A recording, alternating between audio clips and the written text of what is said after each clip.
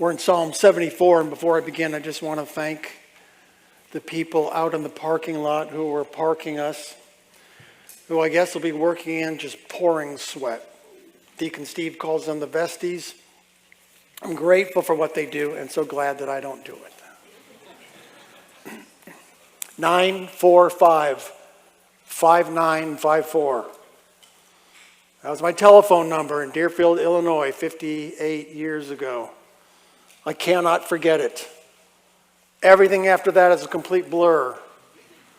But I can remember a phone number from way back then. Sooner or later, you hear from everyone that they're not going to be able to remember something they want to remember, that forgetfulness increases. It's the most common groanings you hear from older people is, I just can't remember things as well as I used to. It's no surprise that there's TV commercials for a supplement that supposedly will help you remember things. Can you believe that? Swallow a pill with a glass of water and then you stop forgetting things or start remembering things? Needless to say, I don't believe a word of that. But there it is out there for us to take. And of course, the spokesperson for this supplement is a cartoon elephant. Because as we know, elephants never forget, which is actually true. That's an animal that does have actually remarkable memories. But I'm not anything like an elephant, and I keep forgetting things. You get frustrated when certain people can't remember certain things. Of course, your child, of course, can remember that a couple years ago, you let their sibling stay up late one night. Of course, they can't remember to brush their teeth, or take out the trash, or feed the dog. Go figure that one out. Every once in a while, my wife will call from work and say, Don, do you mind going back home because I think I left such and such a thing on. Not one time has she ever left anything on, but in her mind, she cannot remember that she turned it off or not, so she gets nervous about it. I got to go back there and then phone her, yes, you turned it off. One of the worst feelings a kid could ever have, I think, is waiting for a parent to pick them up. A reliable parent. They're always on time, but for this strange reason, the parent is late, maybe considerably late. It'd be very traumatic for a kid. Where's mom? I think mom has forgotten me. They could literally think that. Now, you know that's not true, but it's in their mind. My mom has forgotten me. When I was a kid, it was burned into me to remember who I was. Not that I had trouble with my name, but what they meant was my family's reputation. So if I was out on some sort of an outing, I might be reminded, and don't forget the year of Sandberg. You know, your family's reputation is tied to the name. Don't forget that. The psalmists do a great job of voicing for us our frustrations with God when we cry out, hey, Lord, have you forgotten me? Have you forgotten me? We're glad for the psalmists to do that as they express that frustration. But there's a lot of good instruction that comes with that. Look at verse 1 of Psalm 74. It says, why have you rejected us forever, God? That's an honest frustration, right? The psalmist is writing for how his people feel with being captured by the Babylonians. Everything feels like rejection and everything feels like forever. And that's how we feel sometimes. The Lord takes something away from us, something precious, and subconsciously we describe it as rejection. The Lord took something from me, then it must be that he's rejected me. How long will it last? For eternity. I'm never going to get it back. He's rejected me forever. It says, why does your anger burn against the sheep of your pasture? Remember your congregation, which you purchased long ago and redeemed as the tribe for your own possession. Let me say something about God and remembering, can I? God never actually remembers anything. He never forgets anything. To remember something is to move from a state of lacking awareness to the state of being aware. I'm not aware of where I left my cell phone. I can't remember. I have no awareness of where my phone is. Oh, I remember. I left it in my car. Now I'm aware of where it is. Now I remember where it is. It's in the car. But God doesn't move from ignorance to awareness, you guys. God does not learn. He doesn't investigate. He doesn't get smarter. All things, past, present, and future, are now with God. He can't forget, so he can't remember. What the psalmist is really asking is not really for God to remember something, because he doesn't really believe God forgets. He's asking God to act, and to act quickly with his knowledge. The psalmist wants God to remember 3 things. Can I give those to you now? Number 1, Lord, remember what you possess. Redeemed sheep. The sheep of your pasture. Remember your congregation, which you purchased and redeemed. You know something I'm good at?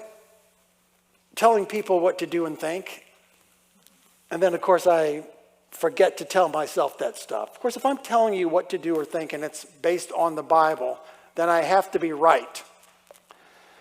But my problem is I'm always telling people what to do and think, and then I'm forgetting to tell myself the same thing. You and I need to remember the first, we are sheep. As far as I can tell, worthless on our own. But a very wise God has put his eye on you and saved you. The good news about this is if you already know that a lamb is not worth much as is, then you'll never have anything to lose that would make you less appealing to God. Think about it. That's pretty good. If you don't have beauty, wisdom, money, or goodness, when God saves you, well, you can't go less than 0. That's not why he saved you. See, you're going to be okay. You're his sheep. And here's the really important thing. What God gave to purchase you is the most important payment in the universe. The blood of his precious, sinless Son. Do you understand the cost of that? You always pay attention to something you own, especially if you paid a lot of money for it. God is not going to forget what he bought. He bought you. If your child ever gets lost, or heaven forbid, gets kidnapped, no policeman in the world is going to say, well, at least you have 3 other children. No. Every child is precious.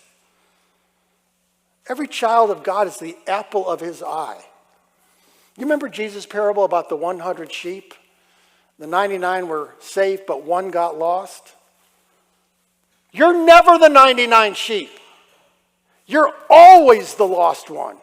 And he never forgets about you, and he always finds you. You're safe. He won't let you go. Ephesians 2, 4-5, but God, being rich in mercy, because of the great love with which he loved us, even when we were dead in our trespasses, he made us alive together with Christ. By grace you have been saved. And here's the second thing. God, remember the place where you dwell. The psalmist says, hey, Lord, did you notice this? They trashed your house. Hey, Lord, they took all your stuff. He says, remember Mount Zion where you dwell. Make your way to the perpetual ruins, to all that the enemy has destroyed in the sanctuary. Your adversaries roared in the meeting place where you met with us. They set up their emblems as signs. Can you imagine coming back from a week at the beach? When you get home, the lock has been changed. Your furniture's out on the front lawn. There's another family in your house. They've repainted the walls, taken all your family photographs and replaced them with photographs of their family. That is how it felt to the psalmist and Israel about the sanctuary, the tabernacle being completely taken over and destroyed by the Babylonians. Verse 5, it says, it was like men in a thicket of trees, wielding axes, then smashing all the carvings with hatchets and picks. He says, they treated the temple as if it was like a forest that they had to clear. They set your sanctuary on fire. They utterly desecrated the dwelling place of your name. They said in their hearts, let's oppress them relentlessly. They burned every place throughout the land where God met with us. There are no signs for us to see. There's no longer a prophet, and none of us knows how long this will last. Why is this so important? The sanctuary, the temple, is not just some building. You can rebuild a building. This is the place that represents what God always wanted from the Garden of Eden till now, to dwell with us, his redeemed sheep. The building means much more than the building itself, you see. God wants to be with you. Do you know that? He wants your fellowship. He wants communion. You and I don't want fellowship with God anywhere near the amount that he wants fellowship with us. It's amazing to me. It's the whole reason why he chose and redeemed you, in order to be with you. That's important. And that's what the temple signified. Do you think much about the fact that God even dwells with you now as a Christian? His presence is powerful through his church.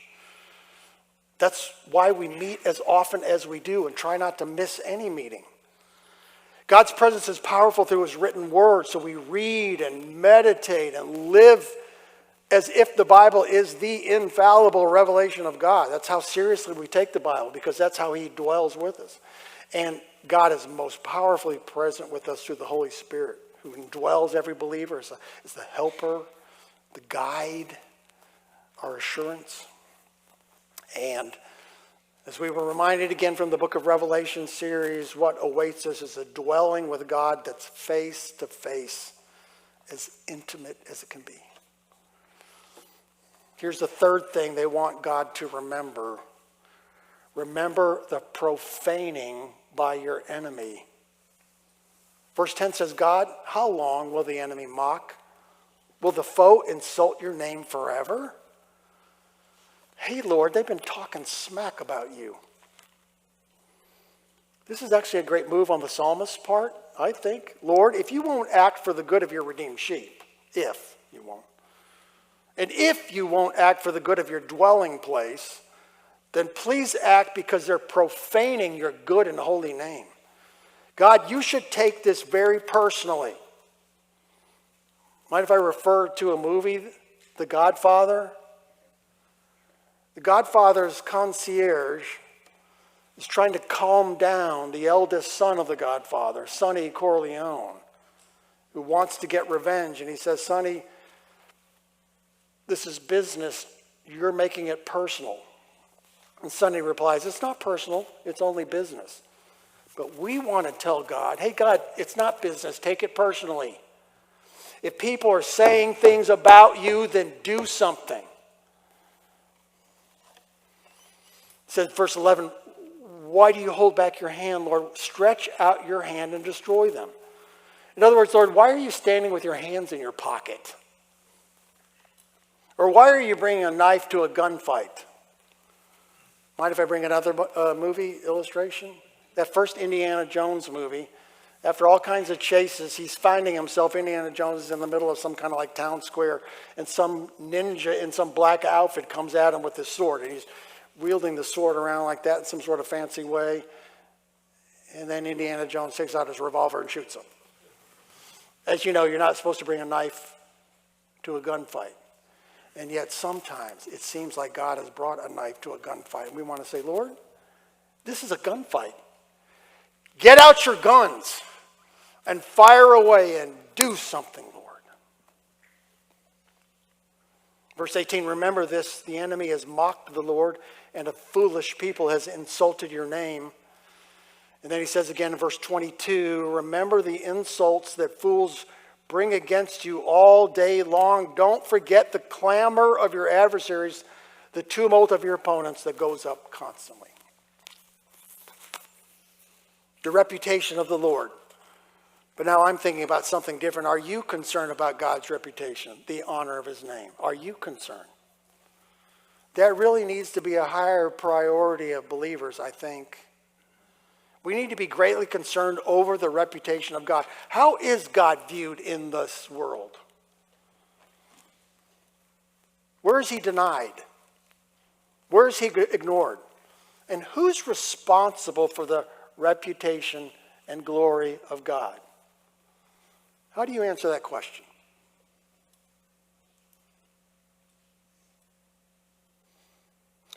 What do people think about God when they witness the lives of Redeemer Community Church members?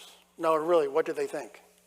What happens to God's holy name, his reputation, when a known Christian tolerates his own obvious sin instead of dealing with, when a church tolerates sin within its members? How is the love and mercy of Jesus seen when a Christian will not forgive someone, anyone? What does racial prejudice tell the world about God? What happens to the name of the Lord when addictions overwhelm a Christian? What may people assume about God by our broken marriages and our poor parenting? Does the world believe that God is sufficient if it sees us pursuing money and possessions and more toys? There's a lesson here for me to be careful about God's holy name.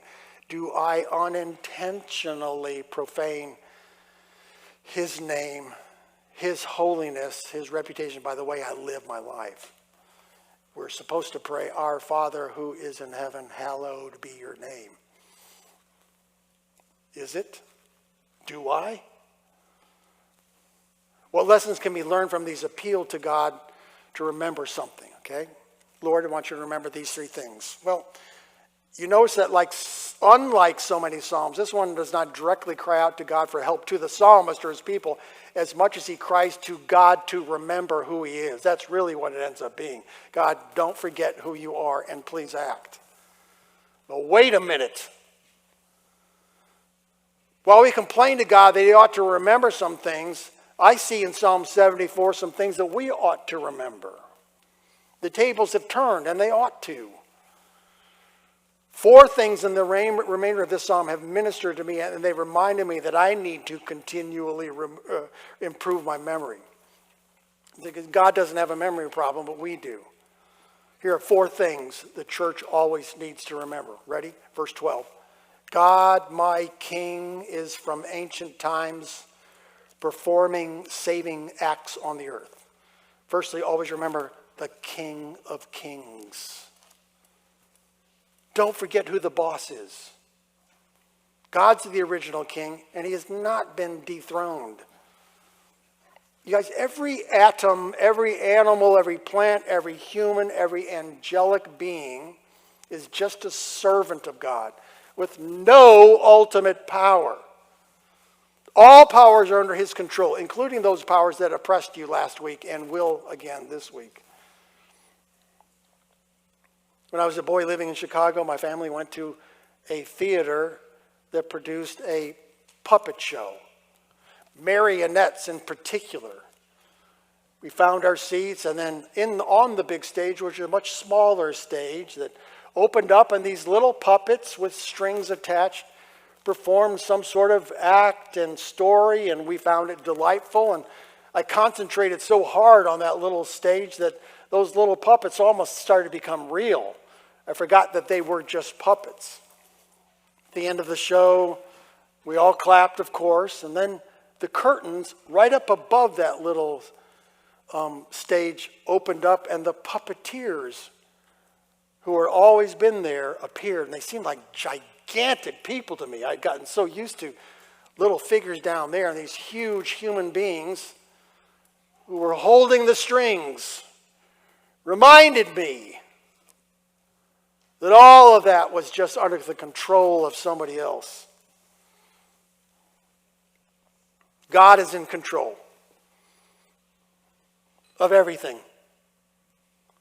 I know you know that, but do you remember that?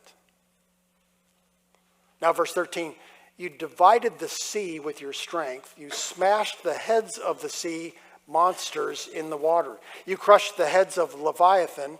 You fed them to the creatures of the desert. You opened up springs and streams. You dried up ever-flowing rivers. Secondly, remember God's salvation. The psalmist is talking about the exodus of Israel from Egypt. That's what he's referring to. Helpless slaves, unable to worship God as he deserved, they languished for centuries in captivity as slaves. But God released them by judging Pharaoh, who was really a false god. Pharaoh and the Egyptians are compared to the great sea monster Leviathan, that mythical creature in all of the Eastern world that just somehow represents the chaos and the slavery and death and oppression and fear. And so the psalmist likens Pharaoh and his armies to that mythical creature, Leviathan. God parted the Red Sea, right? The waters of the Red Sea came apart. The Israelites went through it, not over it, not under it. They went through it on dry ground. And the people of God were saved and allowed to worship God, which is the whole reason for it. You know how people ask, how was your day? What was your day like what was your week like last week? What was your day like? What did you do today? We asked that of our children. What do you think God did yesterday? Last week? Last century? What do you think God is going to do tomorrow? What's on his schedule? What's on God's calendar? What does he do every day? He's saving people. That's what he does. God is busy and about every day saving. Have you forgotten that? God is busy saving a lot of people and situations. You need to remember this. You need to remember your salvation. You need to remember your redemption over and over and over again. Remember what you used to be.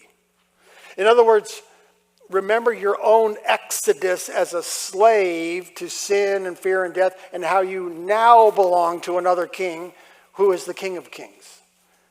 Remember this. Genesis told us that the head of the serpent will be crushed. We learned that this event really just happened at the cross of Jesus and his resurrection. Satan's power was nullified by the sacrifice of Christ for our sins. And then Revelation tells us that this same dragon, this same Satan will be eternally deposed one day. That's all of salvation. Remember that God's salvation is a complete salvation from beginning to end. Soul and body, heaven and earth.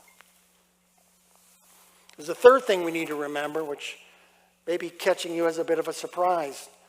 It's this: God's boundaries. God's boundaries. Look at verse 16. The day is yours and also the night. You established the moon and the sun. You set all the boundaries of the earth. You made summer and winter.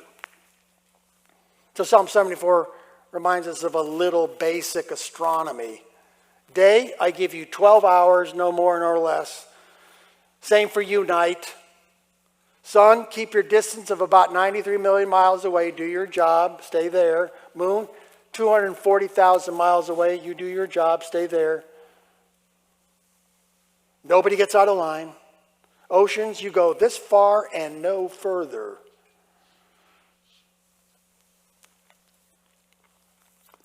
Summer, you're supposed to have about 3 or 4 months. For some reason this summer it feels like 6 months. But anyway, 4 months you do your work, no more, no less. Winter, I give you 4 months to do your work. God says to his created universe, be where you are and do what you are ordained to do, and don't cross over boundaries. In the frustrations of life, we can think that something bad is just going to get worse and worse and worse, and there's not going to be any end. But everything has a limit imposed by God. Everything has a border. Everything has a boundary. Nothing goes too far. Satan walks around with a chain on. Evil leaders go so far and then they die. They all die. Death can take a Christian's body, but it can't take its soul. The Bible says God is faithful. He will not let you be tempted beyond what you can bear. But when you are tempted, he will also provide a way out so that you can endure it. 1 Corinthians 10:13. Does my suffering know an end? Yes. All things work together for the good of those who love God and are called according to his purpose. Romans 8:28. Yeah, church, I'm learning that over and over again. I forget, so I'm trying to remember. Lastly, remember God's cause. God's cause. Look at verse 21. Lord, don't let the oppressed turn away in shame. Let the poor and needy praise your name. Rise up, God, champion your cause. God's cause. Did you know that God has a cause? Do you know what it is? A cause is some sort of first priority, some aim or movement that a person with a very deep commitment is prepared to sacrifice for, perhaps even defend to the death. You take the famous story of David and the Philistine giant Goliath, and you understand that David knew what God's cause was. Surely it's a story that entails courage, but that's not the point of the story. David got it. David got it when King Saul and nobody else did. He championed God's cause. He knew that that land belonged to God and not to the Philistines. He saw that they were trespassers on God's land. The land was being occupied by people that did not worship the true God, and that made David upset. That's why he's a man after God's own heart. So with a sling and a stone, David said, "Get off." David was zealous for God's glory. God's cause is his glory. His glory is manifested best, though, by his redemption of all things. And God's cause becomes, then, his transformation of a self-worshiping rebel into a worshiper of himself. The model of God's glory, of course, is the Lord Jesus Christ. Therefore, the cause of God is transforming people into the image of his Son. That's why he saves every day. Transformation of sinners into the image of Jesus Christ. David succeeded in pushing the Philistines further and further and back, but they just came back again. Of course, you know that. David knew God's cause. That's why he's a man after God's own heart, but he couldn't change Israel's heart. That's why it was one step forward, one step back always. But Jesus can change hearts. He can plant a new flag of ownership. He can transform a sinner into a dwelling place for God, which is what he has done for the believer. Now, what is your cause, you guys? What cause are you passionate about? What's your goal? What are you here for? I sometimes wonder about the Lord just walking into our houses and just saying, "Hey, everybody, what are you doing?" I'm washing the clothes. I'm fixing supper. I'm watching TV. That's not what I'm asking. What are you here for? What are you here for? What are you doing? We're supposed to be busy about God's cause. And really, honestly, can a Christian really have a cause different from God's cause? No, we have to be busy about glorifying God this way in the work of transforming sinners into the image of Christ through his saving gospel. That's what we're supposed to be doing. Even as Christians, we help fellow believers conform to the image of Christ by being an example of who Jesus is. Are you an example of who Jesus is? We ought to get to work on God's cause. That's what we should do this week. Try not to forget, church, who God is, what's he done for you, and what your ultimate cause is. pray with me.